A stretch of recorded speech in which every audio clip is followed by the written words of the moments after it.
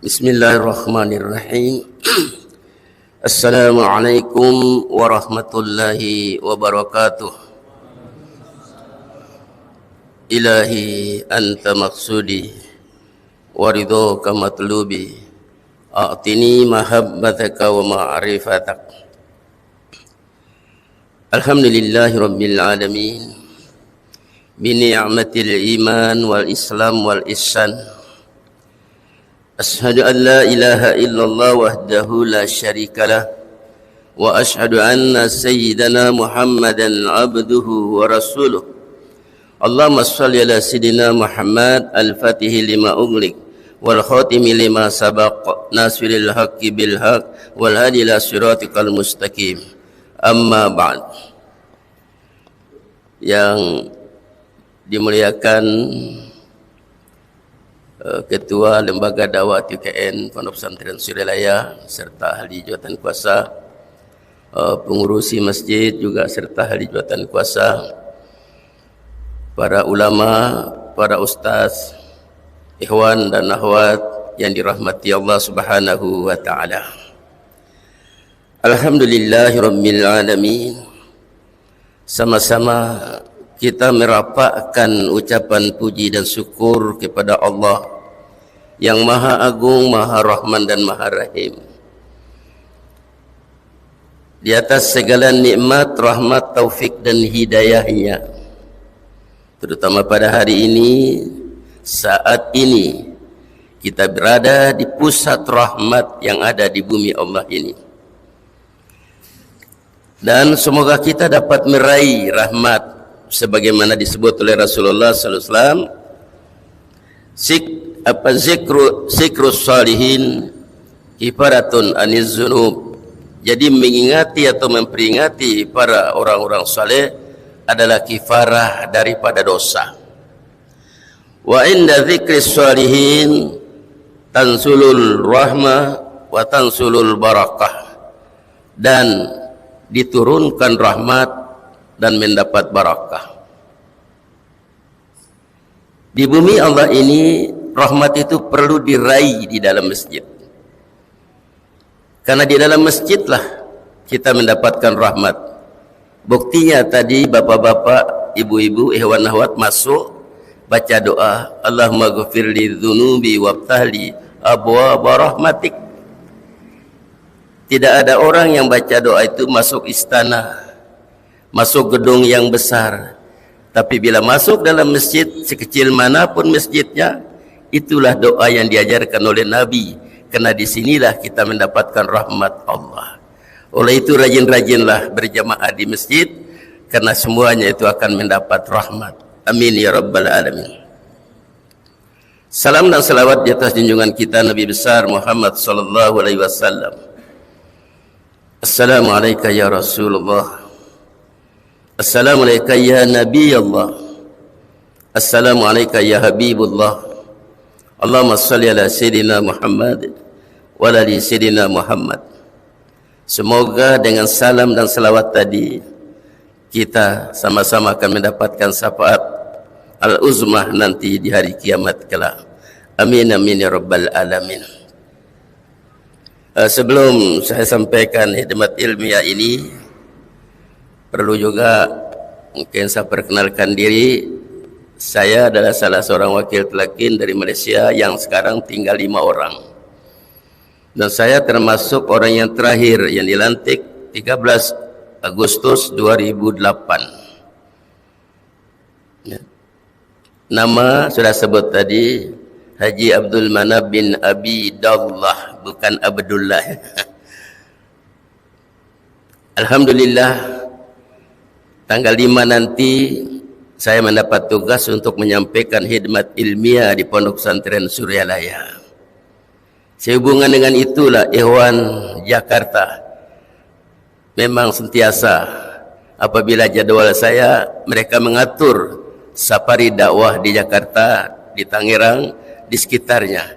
Alhamdulillah, insyaallah saya sampai tanggal 8. Terakhir akan menyampaikan khidmat ilmiah ada tanggal 7.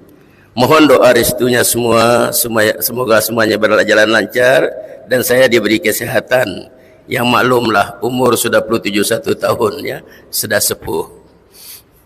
Jadi baiklah. Nanti katanya ada telkin ya, akhir daripada tausiah ini. Saya ingin bertanya kepada jemaah, kepada hewan, ada berapa rukun agama? Siapa yang boleh beri penjelas jawab kepada saya rukun agama? Alhamdulillah, jawapan yang tepat. Ini untuk kita menjelaskan di mana zaman Rasulullah SAW tidak ada ilmu fil kitab, tapi ilmu fis sudur. Ilmu pada masa itu ada di dalam dada, tidak ada dalam kitab. Maka satu hari Rasulullah duduk bersama para sahabat, datanglah tamu misterius bertanya. Dia dalam perjalanan yang bajunya hitam mengkilat, hadis ini sangat populer. Tidak ada tanda-tanda dalam perjalanan jauh. Lalu dia bertanya, "Ya Muhammad, akhbirni anil Islam." Itu yang ditanya pertama. Kabarkan kepadaku apa itu Islam. Maka Rasulullah jawab, yang maksudnya Islam itu ada 5 perkara. Mengucap 2 kalimat syahadah, mendirikan salat, berpuasa bulan Ramadan, menunaikan ibadah haji. Apa kata dia? Shadaqta, benar. Dari sinilah kita dapati rukun Islam itu 5. Yang kedua, akhbirni anil iman. Nabi jawab juga, al-iman an tu'mina billahi wa malaikatihi wa kutubihi, dan seterusnya. Dia mengatakan shadaqta, benar. Dari sinilah kita dapati rukun iman itu 6. Yang akhir, akhbirni anil ihsan. Maka Rasulullah jawab, anta abudallaha ka'annaka tara, fa illam takun tara fa innahu yaraka. Sembahlah Allah seakan-akan kamu melihat. Jika kamu tidak melihat, fa innahu yaraka, sesungguhnya Allah melihat kamu. Maknanya rasalah di dalam kalbu kamu bahwa Allah sedang melihat kamu. Zaman Nabi, apapun masalah yang berhubungan dengan Islam, yang berhubungan dengan iman dan ihsan, sahabat rujuk kepada Nabi sallallahu alaihi wasallam. Tapi begitu Rasulullah SAW wafat, diganti oleh Abu Bakar As-Siddiq radhiyallahu anhu, terjadilah peperangan yang pertama, itu peperangan Yamamah, melawan orang-orang yang murtad. Antara 500 sampai 700 penghafal Al-Quran mati syahid. Perkara ini diperhatikan oleh sahabat beliau Umar Al-Khattab, menghadaplah kepada Amiril Mukminin. Ya Amiril Mukminin, apa jadi Al-Quran? Yang menghafal Al-Quran ramai, yang terkorban syahid di perang Yamamah. Sedangkan Al-Quran adalah untuk umat. Baguslah kita kitabkan, kita bukukan. Mulanya Amirul Mukminin menolak, tetapi atas dasar hujjah yang kuat, karena Al-Quran itu peninggalan Rasulullah, aku tinggalkan 2 perkara kepada kamu yang kamu tidak akan sesat untuk selama-lamanya. Kitabullah wa sunnah Rasulullah, arti Al-Quran dan hadis. Maka dipanggillah Sa'id bin Thabit. Apa kata Sa'id bin Thabit? Kalaulah saya diperintahkan untuk memindahkan bukit Uhud, saat ini juga saya akan datang, walaupun 1 batu demi 1 batu. Ini menunjukkan bahwa betapa beratnya mengumpulkan ayat Al-Quran. Zaman Abu Bakar As-Siddiq, terus zaman Umar Al-Khattab,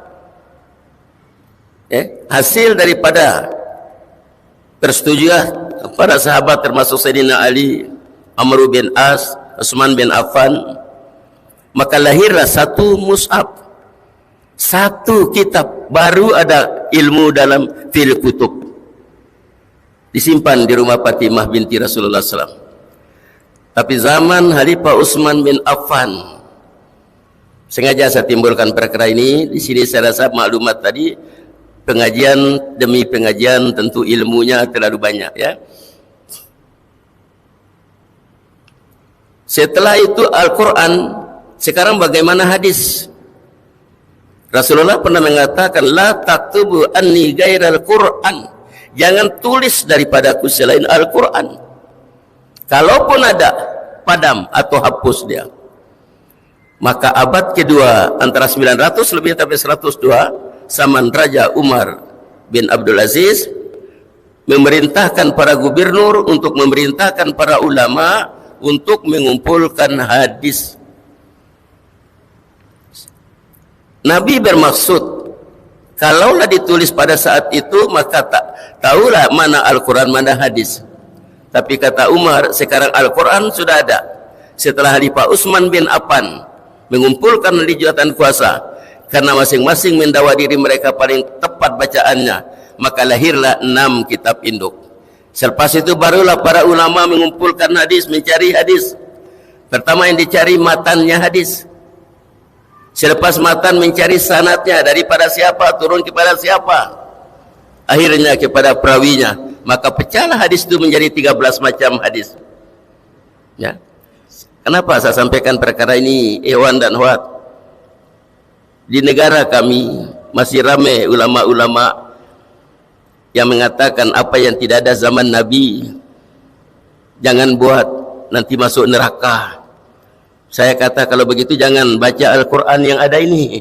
Nah, zaman Nabi belum ada, hanya huruf yang ditulis di batu, di kulit, disimpan di hati para sahabat. Apatah lagi hadis. Nah, jadi dari bila selepas itu buatlah kajian. Dari Islam lahirnya ilmu fiqh, 4 mazhab. Kita mengikuti Imam Syafi'i kalau kita di Malaysia. Lalu iman itu lahirlah ilmu usuluddin, ilmu tauhid, 73 firqah. Dari ihsan lahirlah ilmu tasawuf, ya, 42 tarekah mutabarah di seluruh Nusantara. Jadi bagi orang Ahlus Sunnah wal Jamaah, maka rukun agamanya 3 yang dibacakan oleh beliau tadi, Islam, iman dan ihsan. Kalau wajib kita belajar fiqh, maka wajib kita belajar tauhid, maka wajib juga kita belajar tasawuf. Maka tidak lengkaplah rukun agama kita kalau tidak dalam keduanya, sebab hadis itu dalam satu bingkai. Ikhwan dan akhwat yang rahmati Allah Subhanahu wa taala. Alhamdulillah, kita bercakap mengenai TKN. Kita bercakap mengenai zikir. Ya. Apa tujuan kita hidup di dunia ini? Karena kalau dunia ini dicipta oleh Allah adalah untuk manusia. Wallazi khalaqalakum ma fil ardi jami'a. Jadi Allah telah ciptakan apa yang ada di bumi ini semuanya adalah untuk manusia. Maka manusia dicipta oleh Allah adalah untuk Allah. Ya. Wa ma khalaqtul jinna wal insa illa liya'budun. Tujuan semuanya itu untuk mendapatkan kebahagiaan. Maka bila bercakap mengenai kebahagiaan, sebagaimana doa yang selalu kita baca yang diajar oleh Allah sendiri, Rabbana atina fid dunya hasanah wa fil akhirati hasanah wa qina adzabannar. Maka bermacam-macam wujudnya teknologi dan lain-lain. Manusia asik untuk mencari kebahagiaan dengan mengumpulkan harta yang banyak, dengan mencari ilmu yang banyak. Semuanya itu betul, tapi semuanya itu kebahagiaannya tidak kekal. Maka kunci kebahagiaan hanya satu. Kenapa Rasulullah dibedah dadanya waktu umur 5 tahun? Dibersihkan sifat-sifat yang mahmumah yang ada dalam kalbu beliau. Bahkan dibedah lagi pada umur 10 tahun menurut sebagian ulama. Dibedah lagi dekat menerima wahyu. Dan akhirnya pada malam Isra dan Mi'raj. Karena untuk mendapatkan kebahagiaan akan datang dari seketul daging yang ada di dalam diri kita. Jadi itulah kebahagiaan yang kekal. Maka oleh sebab itu kita kena mencari, yaitu ketenangan. Harta yang banyak boleh bawa kekayaan, Karena mencari harta Allah tak pernah larang, Nabi tak pernah larang. Bahkan Nabi adalah orang yang kaya. Saya tidak sependapat dengan orang yang mengatakan Nabi miskin. Karena Nabi waktu kahwin maharnya saja 100 ekor unta. Nabi adalah bank berjalan. Bahkan Nabi pernah ditawar bukit-bukit yang ada di Madinah, di Mekah menjadi emas. Tapi Nabi memilih cara hidup yang miskin. Karena agama Islam untuk semua manusia yang merupakan rahmat. Jadi oleh sebab itu, carilah harta sebanyak-banyaknya dengan niat untuk beribadah, tetapi jangan tertipu dengan harta. Itu yang dilarang. Carilah pangkat setinggi-tingginya, tetapi jangan tertipu dengan pangkat. Karena apabila tak ada yang berpangkat, tidak ada undang-undang, kita hidup laksana binatang. Nah sekarang untuk mendapatkan kebahagiaan yang kekal dan abadi, alhamdulillah, Allah telah berfirman di dalam Al-Quran, "Man yahdillahu fahuwal muhtadin wa man yudlil falan tajida lahu waliyan mursida." Orang yang mendapat petunjuk itu dan hidayah, itulah orang yang beruntung. Tetapi orang yang disesatkan oleh Allah tidak dipertemukan dengan seorang wali yang mursyid. Alhamdulillah bagi ikhwan dan akhwat, kita telah dipertemukan oleh Allah dengan seorang wali, yaitu Abah, sekaligus sebagai mursyid yang membimbing rohani kita menuju Allah Subhanahu wa taala. Maka di dalam tarekat TKN perlu kita memahami sebenarnya apa tujuannya yang pertama atau apa maksudnya. Sebab banyak orang yang tak sampai maklumat yang tepat sehingga mereka menolak ya tarekat dan tasawuf.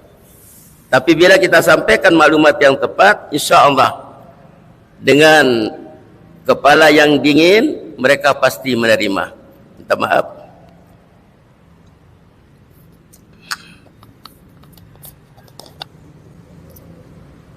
Allah terlalu banyak menyebut dalam Al-Quran mengenai zikir. Ya. Ya ayyuhalladzina amanu zkurullaha dzikran katsira.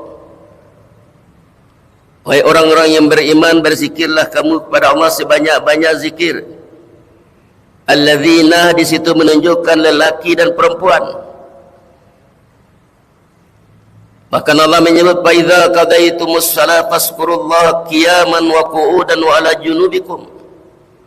Bila selesai kamu mendirikan salat, berzikirlah kamu di saat kamu berdiri, duduk dan berbaring. Jadi bila kita bercakap tasawuf dan tarekat adalah mempunyai hubungan dengan zikir. Bahkan ulama mengatakan at-tasawuf bi dawamul qalbi ila Allah. Tasawuf itu hati sentiasa ingat Allah. Sejak penjajah, tarekat sudah disesatkan oleh penjajah. Karena orang-orang tarekat yang melawan penjajah di Indonesia, dijajah oleh British, oleh Belanda. Orang tarekatlah yang melawan penjajah yang dijajah oleh British di Malaysia. Tarekatlah yang melawan penjajah dari Spanyol di Filipina. Maka semua Kroje telah disekolahkan di Mekah dan telah bersepakat semua mereka yang ingin mengkristenisasikan Asia ini, bahwa orang Islam kita tak dapat lawan, terutama orang yang zikir kepada Allah. Kenapa? Karena Allah mengatakan, "Ana ma'abdi idza zakarani." Aku bersama orang yang ingat kepadaku. Kalau dia telah berzikir dan cahaya zikir telah memenuhi kalbu mereka, maka mereka tidak akan takut kepada apapun dan kepada siapapun, hanya takut kepada Allah. Maka marilah kita datang di halakah-halakah, di kelompok-kelompok tarekat orang berzikir, kita sesatkan mereka. Sampai hari ini sudah merasuk minda orang Islam yang ada di Indonesia, yang ada di Malaysia, dan yang ada di Filipina, bahwa bila cakap tarekat terus sesat. Itu yang dipikir. Karena di dalam film-film yang ada ditayangkan di Malaysia, saya umur sudah 71 tahun, belum ada satu film pun yang saya lihat buat menayangkan tarekat yang betul. Bahkan saya sendiri pernah main film Namanya tajuk filmnya Pembersihan Hati. Kerjasama antara Malaysia dan Indonesia. Kita syuting di Pondok Pesantren Suryalaya. Saya ada 2 slot dibagi.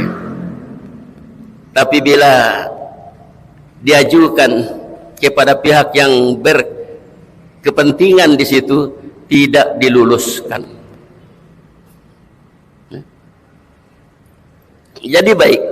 Jadi tujuan tarekat Qarinah Naqsabandiyah ada di dalam doa yang kita baca sebelum kita berzikir. Ilahi anta maksudi wa ridhaka matlubi a'tini mahabbataka wa ma'rifatak. Ya Tuhanku, ilah di situ menunjukkan ma'bud, arti yang disembah. Engkaulah yang aku tuju. Anta maksudi. Maknanya kita terbang dan lari menuju Allah untuk takarrub dengan Allah. Bersama dengan Allah bukan maknanya bersatu. Berpisah dengan Allah bukan maknanya jauh. Tapi bersama dengan Allah apabila kita ingat Allah. Faskuruni askurkum, kata Allah. Ingatlah kamu kepadaku, aku akan ingat kamu. Jadi tujuan itu adalah dengan zikir ini kita dapat dekat dengan Allah Subhanahu wa taala. Ringkas yang kedua, waridhaka matlubi. Bagaimana kita menjadi orang yang senantiasa reda kepada Allah. Dihubungkan rukun iman. Percaya kepada qada dan qadar. Orang yang sampai kepada makam reda, antara emas dan lumpur sama bagi mereka. Mereka tidak bangga kalau dipuji. Mereka tidak marah kalau dicela. Sehingga di dalam untian mutiara tadi, sayang kepada orang yang membenci kepada kamu. Bahkan orang yang diredai oleh Allah lah berhak untuk masuk di dalam surga. Ya ayatuhan nafsul mutmainna irji'i ila rabbiki radiyatan mardiyah fadkhuli fi ibadi wadkhuli jannati. Wahai roh yang tenang, yang suci, maksudnya dalam keadaan fitrahnya sebagaimana dilahirkan, kembalilah engkau kepada Allah. Masuklah kamu dengan reda dan direda, masuklah kamu di dalam ahli ibadah, yaitu siapa mereka yang kita minta dalam sembahyang. Apa yang kita minta dalam sembahyang? Ihdinas siratal mustaqim. Ya Allah, bimbinglah aku ke jalan yang lurus. Jalan siapa dia? Siratal ladzina an'amta alaihim. Jalan orang-orang yang diberi nikmat kepada mereka. Siapa yang diberi nikmat kepada mereka? Ayat lain menjawab, minan nabiyyin was-siddiqin was-syuhada was-salihin. Jalan nabi, siddiq, syuhada dan orang-orang saleh. Maka orang yang tidak diredai oleh Allah, orang yang tidak mengambil seorang mursyid, seorang murabbi, tidak mengambil bai'ah. Nabi mengatakan, man mata la bayatun unuki mata maitatan jahiliyah. Siapa yang mati tidak mengalami bai'ah di lehernya, mati laksana mati jahiliyah. Kenapa tuan-tuan? Sebab nanti bila dia masuk dalam sana, tak ada orang yang menerima dia sebagai kelompoknya. Karena begitu sampai di padang mahsyar, Allah mengatakan di mahkamah Allah, wasiqal ladzina taqarrabu milal jannati zumara. Pergilah kamu beramai-ramai masuk ke dalam surga. Nah, maka insya Allah kita ibarat pisang. Kemarin banyak pisang saya lihat di sana. Satu tundun, mungkin sama bahasanya, maaf ya, kita lain negara. Dalam pisang satu tundun itu biarlah kita yang di bawah, sisir yang di bawah. Karena kalau dipajak itu masuk juga semua dalam lori. Ialah kalau Abah masuk surga, maka kita masuklah sebab kita ada bai'ah dengan dia. Karena dengan Abah lah yang paling dekat mursyid yang ke-37 sampai kepada Rasulullah, itulah yang diperintahkan wasiqal ladzina taqaw rabbahum milal jannati subara. Maka di dalam tarekat ini ada talqin, ada bai'ah. Nah, tujuan yang ketiga, ringkas kepada talqin, saya perhatikan jam. Yang ketiga, mahabbataka wa ma'rifatak. Kita mencari cinta Allah. Bagaimana kita menjadi orang yang dapat cinta kepada Allah dan ma'rifat, bukan pandai-pandai kita nak mengenal Allah. Maka syarat untuk dicintai oleh Allah, innallaha yuhibbut tawwabin wa yuhibbul mutatahhirin. Allah cinta kepada orang yang bertaubat, yang menjaga kebersihan diri. Mana yang diterima taubatnya oleh Allah. Bahkan Al-Quran mengatakan, az-zakirina Allah katsira waz-zakirat a'addallahu lahum maghfiratan wa ajran azima. Lelaki dan perempuan yang banyak berzikir kepada Allah, a'addallahu lahum maghfiratan wa ajran azima. Allah sediakan maghfirah, Allah sediakan pengampunan dan pahala yang besar. Hebatnya zikir. Karena zikir adalah merupakan roh ibadah. Apa saja ibadah yang tidak ada zikir di dalamnya kosong.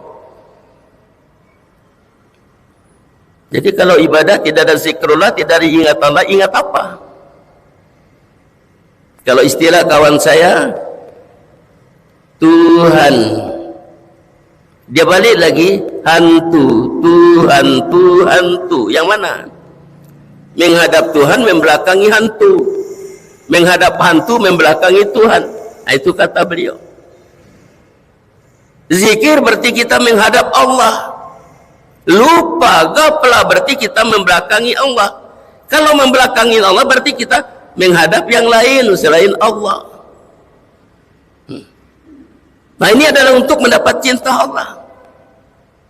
Rabi'ah al-Adawiyah tak sempat satu malam bangun untuk salat tahajud 2 rakaat.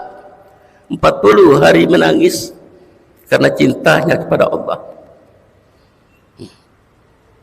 Maka oleh sebab itu di dalam tasawuf dan tarekat, yang kita kejar, yang kita cari, bukan kita mengejar akhirat, bukan kita mengejar dunia, tetapi kita mencari dan mengejar yang punya akhirat, yang punya dunia.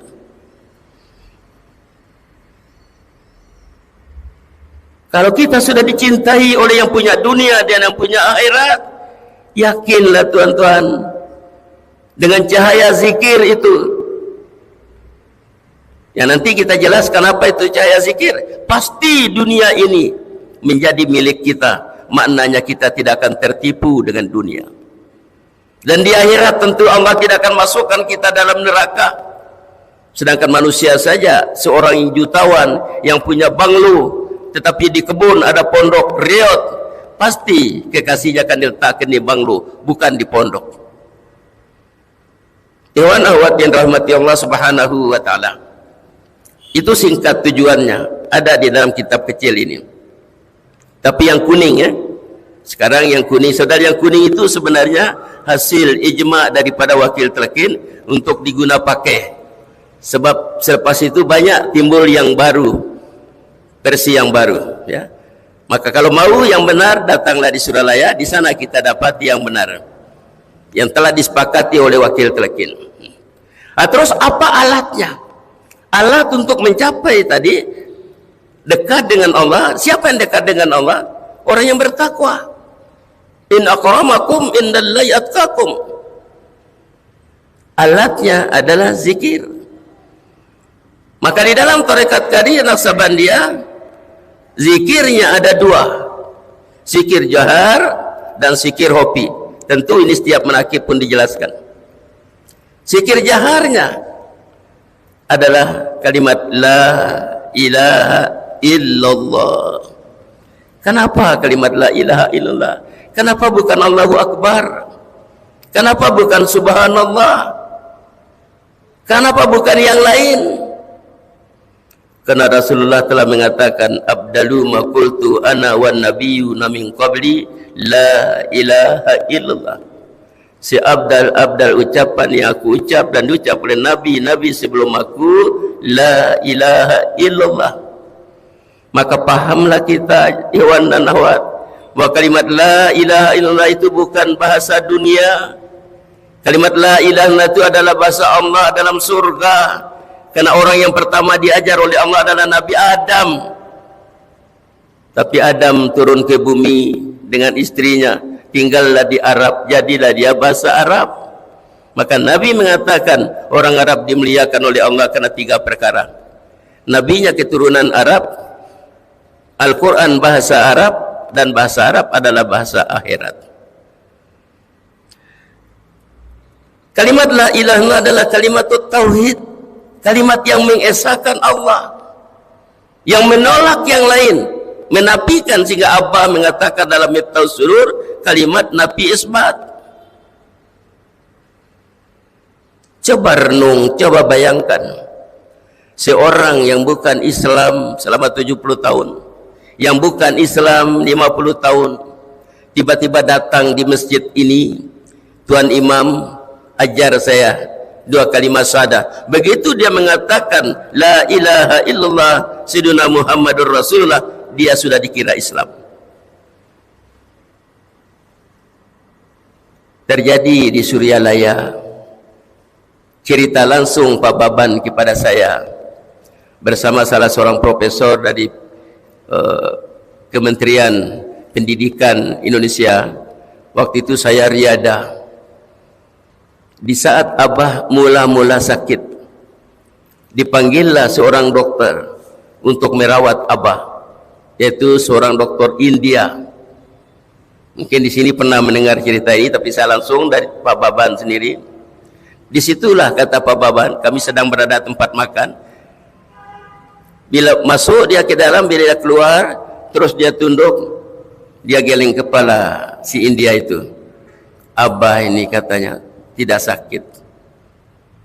Bila Abah keluar, apa kata dia? Abah, aku mau menjadi murid Abah.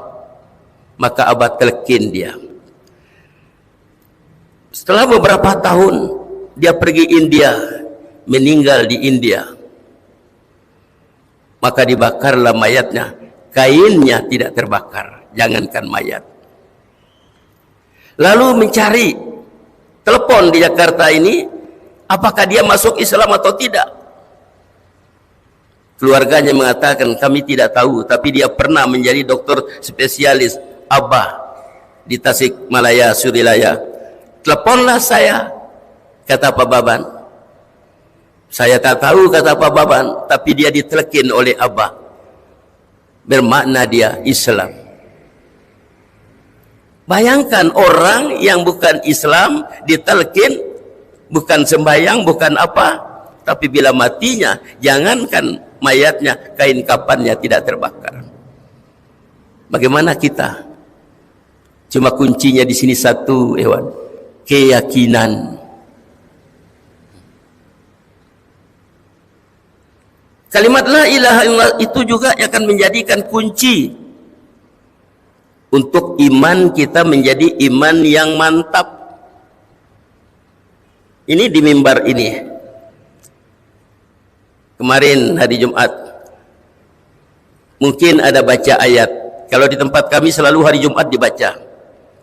Ya ayyuhalladzina amanu taqullaha haqqa tuqatih wa la tamutunna illa wa antum muslimun. Itu dibaca oleh hatib di tempat kami. Itu message Allah kepada kita. Memperingatkan kita 3 perkara yang sangat penting. Iman, takwa, dan mati dalam husnul khatimah. Tetapi sedar atau tidak, nanti ujung khutbah hatib akan membaca wala dzikrullahi akbar. Zikir itu pekerjaan yang besar, pekerjaan yang agung. Kaji buat kaji, periksa diperiksa, bongkar beberapa kitab. Ternyata zikir yang dapat menjadi kunci untuk iman kita mantap adalah zikir yang paling abdal tadi, yaitu zikir la ilaha illallah. Rasulullah menyebut dalam sebuah hadis yang sangat populer, jaddidu imanakum.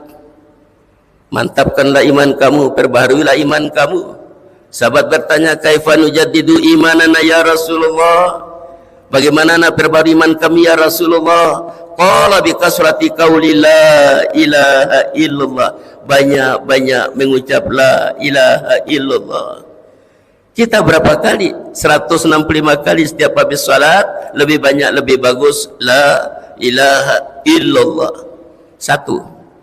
Yang kedua, untuk menjadikan kita orang yang bertakwa. Hatib juga mengatakan di atas mimbar, Masyiral muslimin, jemaah Jumat yang dirahmati Allah, marilah kita bertakwa kepada Allah dengan sebenar-benar takwa, dengan mengerjakan perintah Allah dan meninggalkan larangan. Semoga kita menjadi orang yang berjaya semada dunia maupun akhirat. Pahamlah kita, buat takwa itu mengerjakan perintah, meninggalkan larangan. Tapi Nabi pernah menyebut at-taqwa hahuna, at-taqwa hahuna, at-taqwa hahuna. Takwa di sini, takwa di sini, takwa di sini. Maka saya pribadi menganggap mengerjakan perintah dan meninggalkan larangan adalah buahnya takwa. Sedangkan pohonnya takwa ada di dalam kalbu, yaitu sir al-qulub. Apa itu sir al-qulub? Ulama mengatakan rahasia di dalam kalbu. Apa itu rahasia? Saya banyak ulama yang saya datangi, karena saya orang kampung. Saya bukan dari pondok, saya bukan dari universitas. Itulah maka waktu dilantik saya menolak. Tapi Abah mengatakan ini hidayah. Banyak orang pandai kata Abah, tapi tak ada hidayah. Banyak orang kaya tapi tak ada hidayah. Akhirnya saya katakan sami'na wa ata'na. Kata Abah, duduk di sini 1 bulan. Alhamdulillah, dengan karamah Abah saya boleh bercakap, berceramah di depan tuan-tuan setelah dilantik menjadi wakil telkin. Jangan ragu lagi. Jadi takwa itu ada dalam ungkapan Abah yang paling cantik. Jangan kamu merasa pandai, tapi kamu kena pandai merasa. Ini sangat luas. Saya coba menulis, mengupas ucapan Abah itu. Bagaimana dengan Allah? Adakah kita sudah merasa kebersamaan dengan Allah? Bagaimana dengan jiran kita? Adakah kita dapat merasai perasaan jiran dan tetangga kita? Orang-orang yang sama satu kantor dengan kita, orang yang sama-sama satu kerja dengan kita. Abah memerintahkan kita supaya dapat merasa perasaan mereka, sehingga terjadilah satu hubungan yang begitu harmoni dengan pandainya merasa. Nah, jadi takwa itu rasa. Apa yang merasa? Kalbu. Bagaimana kalbu dapat merasa? Karena 3 perkara dalam ilmu tasawuf: tahalli, tahalli, dan tajalli, yang kita tak kupas panjang. Oleh sebab itu, zikir itu adalah alat untuk membersihkan kalbu. Rasulullah SAW menyebut, likulli sa'in siqalah wa siqalatul qulubi zikrillah. Setiap sesuatu ada penyucinya, maka penyuci hati zikir kepada Allah. La ilaha illallah, la ilaha illallah. Maka masuklah cahaya zikir di dalam kalbu. Ingat, cahaya itu bukan seperti cahaya matahari, bukan seperti cahaya lampu. Itu kata-kata tasawuf untuk mendekatkan pahaman. Cahaya maknanya akan menghilangkan kegelapan. Itu maknanya. Jadi dengan zikir, kegelapan yang ada dalam kalbu kita, itu sifat-sifat masumah akan tersingkir, maka diganti dengan sifat-sifat mahmudah. Sudah diganti dengan sifat-sifat mahmudah, maka Allah akan bertajalli, tembus di dalam kalbu kita.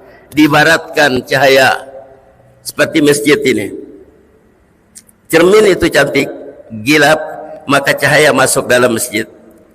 Bila cahaya masuk dalam masjid, pasti kita dapat melihat mataharinya melalui cahaya. Tapi coba cermin itu tertutup, cahaya tak masuk, kita tidak akan melihat mataharinya. Nah, oleh sebab itu cahaya itu merasa. Sekarang Ikhwan dan Akhwat, maaf, yang pangkatnya abang atau yang pangkatnya adik, sekarang saya akan tanya. Jawab sendiri, jangan bagi tahu saya. Pikir sendiri. Apakah antum semua percaya bahwa Allah itu maha mendengar dan maha melihat dan maha mengetahui? Percaya. Allah laisa kamitsli syai'un wa huwas samiul basir. Allah itu tak ada sesuatu pun yang serupa dengan dia, tetapi dia maha mendengar lagi maha melihat. Dalam ayat lain, innahu alimun bidzati sudur, tahu yang ada dalam dada kita. Sekarang saya tes. Ibu-ibu boleh pikir. Kita percaya kepada Allah bahwa Allah itu maha mendengar. Maknanya tidak ada satu bunyi, tidak ada suara yang tidak didengar oleh Allah. Bagaimana di saat kita mengumpat orang lain? Bagaimana di saat kita mencaci, menghina, memfitnah dan lain-lain? Adakah kita merasa bahwa ucapan kita didengar oleh Allah?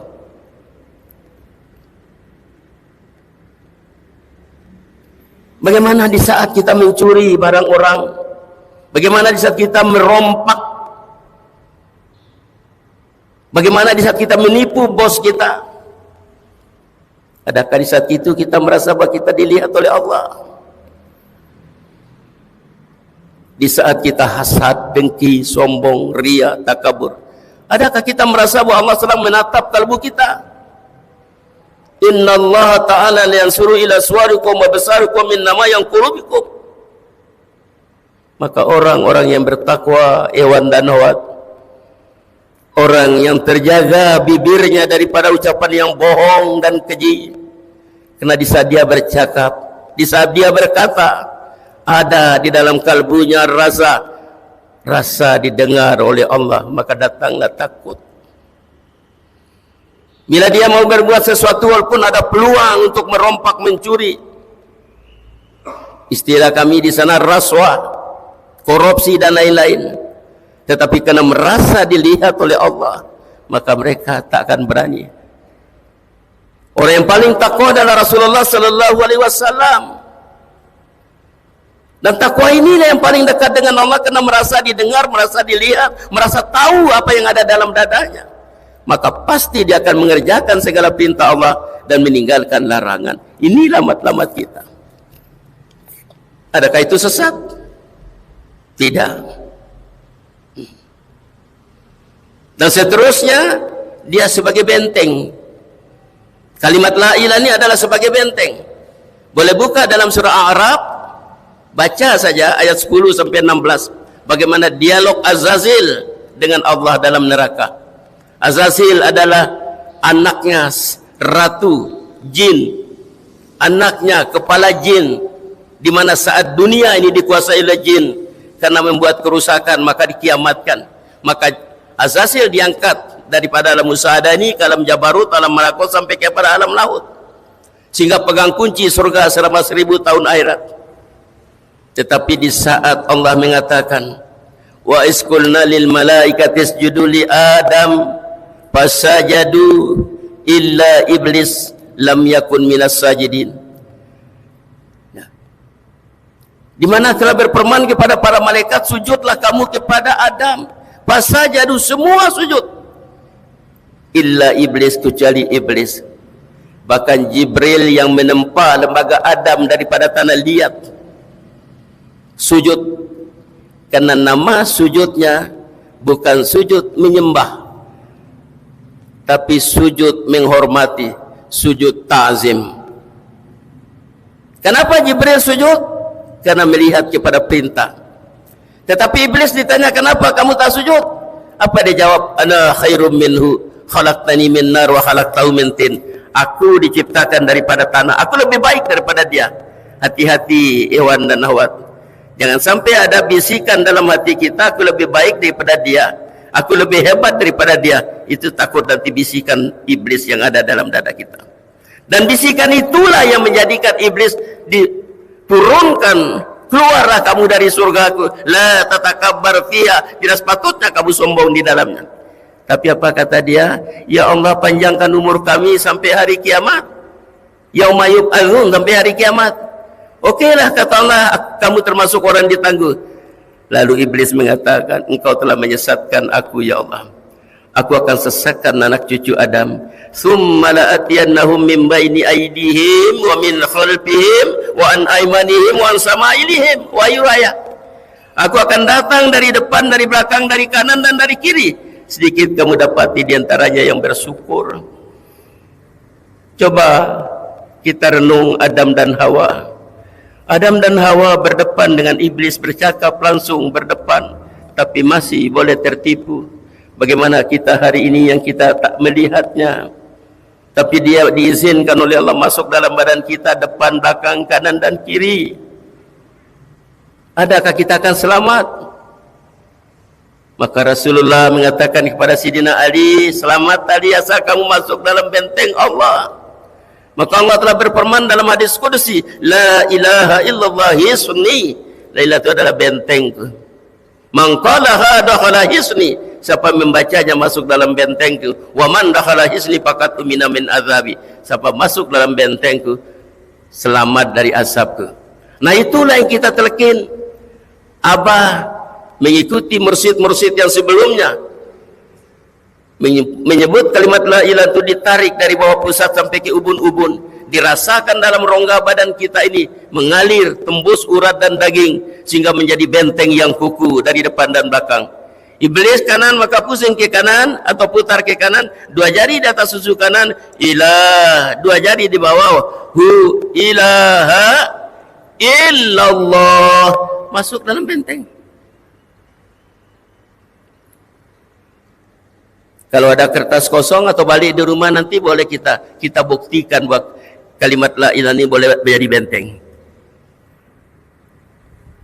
Sayang saya tidak bawa pen ya. Balik di rumah nanti, tapi balik di rumah ambil kertas kosong. Apakah kertas kosong yang tak ada tulisan itu boleh kita pijak? Boleh. Boleh kita bungkus sanggar, pisang goreng? Boleh kita lap najis? Boleh. Tulis di kertas itu la ilaha illallah Allahu. Coba pijak. Berani kah pijak? Berani kah? Kertas yang tak ada nilainya, boleh lap najis, boleh bungkus najis, bungkus apa saja, melekat kalimat la ilaha di kertas itu. Akhirnya kertas itu tak berani kita pijak, tak berani kita tempatkan di tempat-tempat rendah, kecuali orang-orang yang munafik dan orang kafir. Ini tak perlu dalil nakli lagi, dalil akal. Maka bagaimana kalau bibir kita, kalau hati kita lekatkan kalimat itu, maka orang-orang tasawuf dan telah melekat kalimat itu dan keyakinan yang kuat, tidak ada urat takutnya, tak ada. Itulah ditakuti oleh Belanda. Maka diharamkan tarekat di Indonesia, disesatkan. Itulah kehebatan kalimat itu. Tapi kuncinya yakin. Nah, akhirnya saya akan ceritakan keyakinan. Ada seorang yang berjalan di tengah kampung di Malaysia, cerita ini. Saya mohon ampun, wallahu alam betul atau tidak, tapi baik betul cerita ini. Dia jalan keliling kampung jam 2 subuh. Di tengah kampung itu ada satu pondok, dindingnya daripada daun pisang, daun kelapa yang dianyam. Di dalamnya ada lampu sulu. Coba-coba dia letakkan telinga. Rupanya di dalam ada orang sedang belajar kitab. Begitu dia dengar, Tok Guru mengatakan, betapa hebatnya kalimat Bismillahirrahmanirrahim.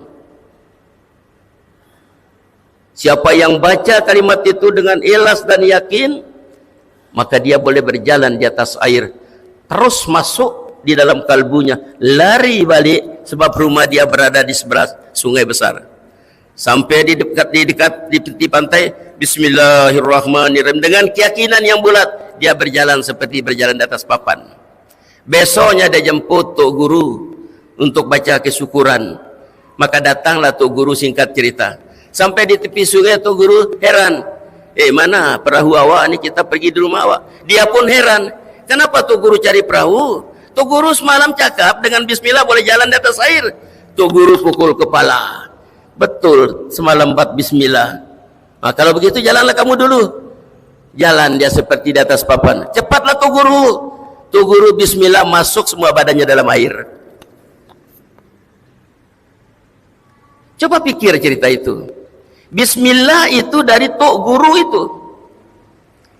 Tetapi kenapa yang mendengar bismillah itu terus membaca bismillahirrahmanirrahim boleh jalan di atas air? Karena keyakinannya. Kenapa tok guru tidak? Tok guru baca kitab, bukan keyakinan. Tok guru menjelaskan kepada muridnya. Begitu juga zikir yang kita buat ini. Apa ajar kita? Cuma keyakinan kita. Maka nanti di akhir hayat tadi sudah dua, takwa, iman, mati dalam husnul khatimah, akan dapat mengucap kalimat la ilaha illallah. Karena Rasulullah mengatakan man kana akhiru kalamihi la ilaha illallah dakhalal jannah. Siapa yang akhir kalamnya mengucap la ilaha illallah maka dia akan masuk surga. Maka orang yang sedang sakarat tidak ada jaminan dia dapat bawa kalimat itu balik, tetapi kita telkin juga. Maka yang sehat seperti kita ini itu yang perlu ditelkin, karena kita juga calon almarhum. Bila orang meninggal dunia, siapa yang tahu masa orang meninggal dunia di sini? Semua kita tahu, cuma yang kita meninggal yang kita tak tahu. Dalam sembahyang jarang-jarang orang meninggal. Tetapi kalau tidak selepas sembahyang subuh, selepas zuhur, selepas asar, selepas maghrib, selepas isya, itu masa orang meninggal. Maka kita diajar selepas sembahyang la ilaha illallah, la ilaha illallah. Pergi pasar selepas subuh, meninggal dia, maka kalimat itu termasuk di antara kalimat-kalimat yang akhir diucap. Wa'bud rabbaka hatta ya'tiyakal yakin, kata Allah. Maka ibadah itu bukan satu hari. Ini baru 1 bulan berzikir, baru 3 kali sayyiduna. Bagaimana cahaya zikir boleh masuk dalam kalbu? Cahaya zikir itu menghilangkan sifat-sifat masmumah, merubah keadaan kita sedang di segi dunia. Keadaan kita tadi dalam keadaan kegelapan, maka akan dinaikkan derajat. Keadaan kita tadi dalam keadaan suka marah, jadi orang tak marah. Tadi yang talas jadi elas. Itu namanya cahaya zikir. Maka marilah kita sama-sama belajar zikir, karena zikir ini adalah perintah Allah yang tak kira tempat, tak kira masa, tak kira keadaan, yaitu zikir hobi. Maka Allah mengatakan fas'alu ahlal dzikri in kuntum la ta'lamun. Maka setakat itulah yang dapat saya sampaikan. Semasa kita mencemburui kita, karena katanya Pak Ketua tadi kita akan terkin. Assalamualaikum warahmatullahi wabarakatuh.